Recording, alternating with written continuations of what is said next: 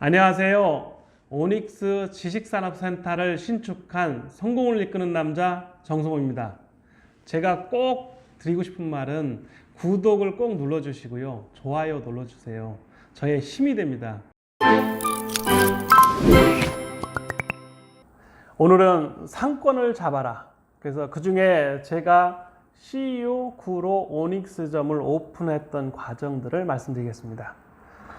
저희 오닉스 지식산업센터는 2019년 1월에 준공 및 보존 듣기가 됐고요. 입주는 5월 말부터 시작됐거든요.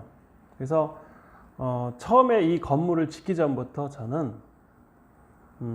MD, 즉 상권을 어떻게 나눌 것인가, 상가를 어떻게 구성할 건가를 생각을 했었어요. 그것은 어디에서 경험했냐면 미국에 있을 때 알바했거나 아니면 세상의 그 여행, 즉 저는 수출하면서 전 세계를 정말 많이 다녔고요. 또 학생 때는 세계 일주를 거의 돈 없이 했었어요. 그래서 그 경험을 바탕으로 실물 경제를 해왔기 때문에 건물을 지면 나는 어떻게 구성할 것인가, 상가를. 즉 건물 짓는 게 가장 위험한 것 중에 하나는 상가를 제대로 활성 못하면 건물이 죽어요. 그래서 상권을 잡아라. 거기에 소주제가 뭐냐면 건물은 아니면 신축 건물은 발자국을 먹고 산다. 사람은 뭘 먹고 삽니까? 밥을 먹어야 하잖아요. 건물은 사람의 발자국을 먹어야 돼요. 왜? 건물에 사람이 오지 않고 사람이 머무를 수 없다면 그 건물은 죽은 건물입니다. 아무리 좋은 건물을 잘 지어도 사람이 안전하고 아늑하게 머물러야 되거든요. 저는 오닉스 지식산업센터를 어떻게 하면 사람이 많이 오게 할 수 있었을까 고민을 참 많이 한 것 같아요. 그 중에 지금 1층에 CU 구로 오닉스점을 입점했던 과정은 하나의 드라마 같았어요. 그리고 많은 사람들이 방해 작전도 있었어요. 그러니까 처음에는 스타벅스를 입점하려 했는데 커피에 대한 아니면 오닉스 갤러리 카페라는 커피를 직접 이 건물 짓기 전에 한 1년 해보면서 커피는 아무리 스타벅스라 하더라도 구로 아니면 오닉스 지식산업센터에는 좀 안 어울릴 것 같다. 저녁에 일반적으로 사람들이 커피를 잘 안 마셔요. 저 역시 저녁에 커피를 잘 안 먹었어요. 그리고 잠이 안 온다고 합니다, 어른들은. 그래서 커피는 정말 좋은 겁니다. 왜? 심장병에 좋다고 하지 않습니까? 열대의 과일 또는 열대의 콩. 아무래도 커피는 콩과 비슷할 거예요. 나무에서 자라서 그 원두를 말려서 그거를 자연으로 말리냐 아니면 기계로 말리냐인데 저는 아무래도 햇빛에 말리는 게 가장 좋을 것 같습니다만 그건 사람마다 틀릴 거예요. 그래서 좋은 커피는 몸에 좋을 것 같습니다. 커피의 역사는 다음에 말씀드리는데요. 자, 구로 오닉스 편의점, CU 편의점은 첫째는 그 앞에 CU가 있었어요. 그렇기 때문에 원래 저는 건물을 가지고 있고 그 상가를 임대 주려고 했었어요. 그래서 CU 본사 직원이 준공 되기 전부터 찾아왔거든요. 그래서 CU가 하면 좋겠다. 그래서 그랬어요. 저 월세 얼마 줄 수 있는데요. 저는 아주 직설적으로 물어봤습니다. 그래서 한 500만 원 이상을 줄 수 있다고 합니다. 그러더니 기존에 있던 분이 설득이 잘 안 됐습니다. 그래서 작전을 바꿨어요. 어떻게? 야, 이거는 방법을 바꾸자. 어떻게 바꾸느냐? 저 CU 구로 에이스점이 구로 오닉스점으로 올 수 있는 방법을 찾았어요. 그러니까 본사 직원과 저는 많은 노력을 했어요. 첫째는 저쪽에서 이쪽으로 올라면 승계 작업이 필요했어요. 사업도 양도라고 하죠. 양도, 양수라고 하는데 그 작업이 첫 번째 됐었어요. 그리고 두 번째는 승계하는데 문제점이 몇 가지가 있었어요. 담배권이었어요. 담배가 작년 여름, 2019년 여름부터 100m 거리 제한이 됐어요. 그 전에는 50m 했었어요. 그러다 보니까 거리 제한이 100m라는 게 상당히 어려운 얘기입니다. 특히 여기 지식산업센터가 많은 곳에는 각 건물마다 최소 1000명 이상이 머물러 있는데 그 1000명 이상이 소비하는 담배나 기타 일회용품, 편의점에서 구비한 제품들의 판매가 정말 많습니다. 근데 100m 거리 제한은 거꾸로 생각하면 저한테는 큰 이익이 될 수 있었던 겁니다. 그래서 그 승계 및 담배권에 대해서는 정말 어렵게 한 것 같아요. 첫째는 그 대기업, 다른 대기업의 방해예요. GS, 이마트24 이런 기업들이 저를 찾아온 거예요. 하자고. 근데 난 이미 CU를 하기로 마음먹었고 제가 한 10년 전에 미래 HQ라는 회사에 통해서 소니 대리점을 했거든요. 소니 대리점에서 뭘 했느냐 하면 디카하고 이어폰을 했어요. E10이라는 모델, 지금 E9이라는 모델인데요. 이걸 한 7년 이상 CU에 납품한, 그때는 패밀리마트였습니다. 그래서 납품한 경험도 있어서 CU에 대한 애착도 강했고 CU가 표방하는 사업 루트로 전략 이런 걸 좀 많이 알고 있었거든요. 뭐 GS도 좋은 회사고 이마트24도 좋은 회사입니다.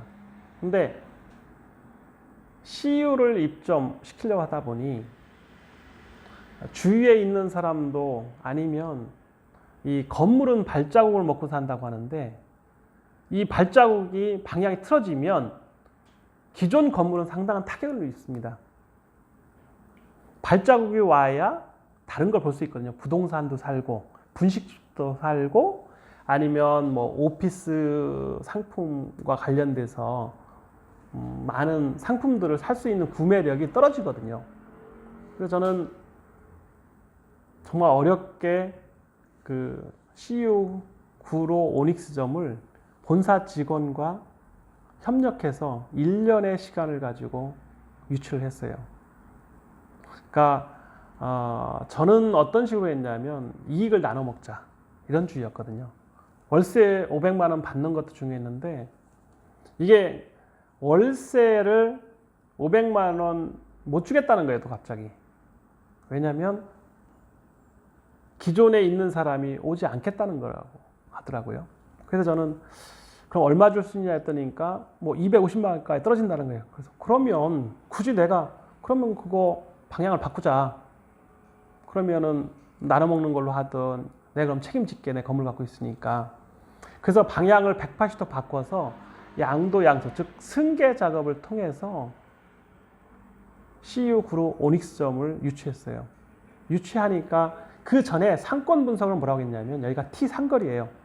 가장 중요한 건 부동산은 위치라고 합니다. 첫째도 위치고 장소라고도 하죠. 둘째도 위치라고 합니다. 목이라고도 합니다. 세 번째도 목이라고 합니다. 그리고 다른 말로 몫은 깡패다 이런 얘기 합니다. 목이 좋아야 장사 잘 된다고 하거든요. 상권 분석에서 가장 중요한 건 사람이 얼만큼 많이 오느냐 아니면 사람을 유도시키느냐인데 편의점은 가장 좋은 상권을 형성시키는 가장 좋은 방법 중에 하나일 것 같습니다. 그래서 지금 주 52시간 하면서 알바비가 비싸다고 생각을 하거든요. 정말 비쌉니다.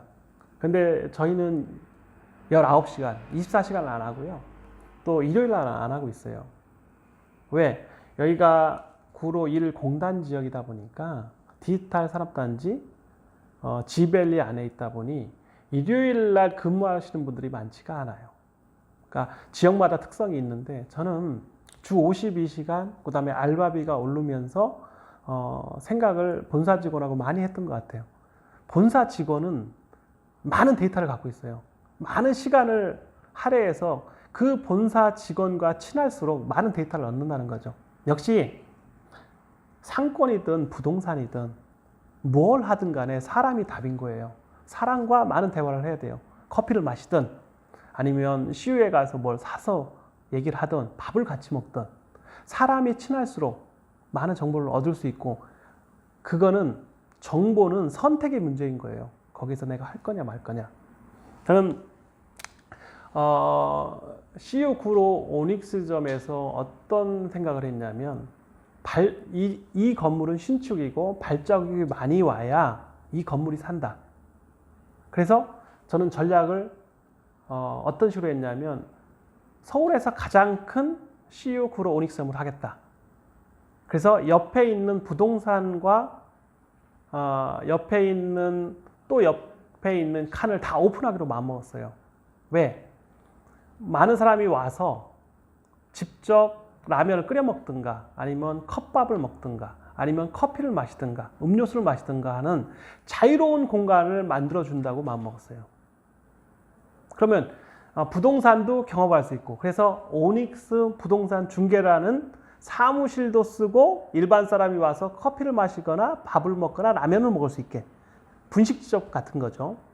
그리고 아침에 일찍 오셔가지고 추운데 삼각김밥 하나 드실 때 아니면 라면 하나 드실 때 마음이 아픕니다. 왜? 그분들이 좀 더 행복하고 따뜻했으면 하길 바랍니다. 그래서 더 넓은 공간을 주어야만 그분들한테 오히려 더 행복감을 느끼지 않을까. 그래서 CU 편의점은 제가 거리 제한을 통해서뿐만 아니고 요즘에는 편의점이 좋은 점이 있어요. 인건비가 오르다 보니까 자신이 8시간 일하면 한 달에 최소 250에서 300만 원을 가져가요. 그러면 투자로서는 이보다 더 좋은 투자가 없어요. 기본 자기 건물에 자기가 직접 하면 망할 리도 없습니다. 그리고 그게 아니다 하더라도 퇴직한 이후에 경비를 한다든가 아니면 임금 픽스에 자기 회사에 다시 들어가는 것보다는 돈을 일부 투자해서 편의점을 한번 도전하는 게 어떨까? 왜? 나머지 시간은 알바생을 통해서 그분한테 잡의 기회를 주고 자기의 노하우나 아니면 인간적인 면과 친해지고 본인은 한 8시간, 인간은 일하지 않을 수는 없지 않습니까? 그러면 8시간 정도 일해서 자기 수익을 최소 250에서 300을 가져가면 CU에서 남는 거 플러스 자기 인건비까지 들어가니까 상당한 이익이 되거든요. 그리고 어떻게 보면 남 눈치는 안 보지 않습니까? 작은 사업을 할 수 있거든요. 그래서 저는 편의점에 대한 구조가 옛날하고 틀리다. 본인이 조금 더 적극적이면 얼마든지 이익을 낼 수 있다. 최소 250, 300 이상의 8시간 근무하고 가져갈 수 있다. 그래서 지금처럼 주 52시간 및 시간당 알바비가 8,590원인 때에는 적극적으로 편의점 해야 된다. 그리고 실물 경제가 위축됐을 때는 더더욱 편의점 비즈니스가 늘어난다. 그래서 마지막으로 책 중에 40 넘은 아주머니가 지금 17개의 편의점을 가지고 있고 100억 이상의 매출을 난다고 하잖아요. 그게 베스트셀러 책인데 저는 좋은 현상이라고 생각해요. 누구든 도전할 수 있고 이게 뭐 배우건 안 배우건 부지런하거나 안 하거나의 문제가 아니고 하나의 일로서 봤을 때 편의점은 좋은 비즈니스다. 그래서 실물 경제에 위축할수록 오히려 편의점 사업은 늘어난다. 그리고 이익이 안 나더라도 자기 인건비는 가져간다. 그러니까 몇 가지 점이 있는데요. 그래서 좋은 몫을 꾸준히 보시고 편의점 사업에 한번 도전해 주시길 바랍니다. 감사합니다.